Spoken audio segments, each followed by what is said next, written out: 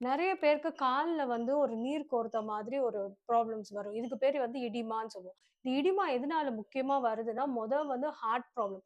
ஹார்ட்ல நமக்கு எதுவும் வந்து ப்ராப்ளம் இருந்ததுன்னா, இந்த கால்ல வந்து நீர் கோர்த்த மாரி இருக்கும். விரல் வச்சு அழுத்துனோம் அப்டின்னா, அந்த இடத்துல குழி விழும்.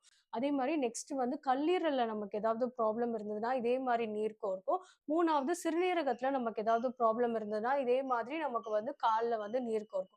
இத தவிர நமக்கு வந்து வேரிகோஸ் வெயின் இருக்கு.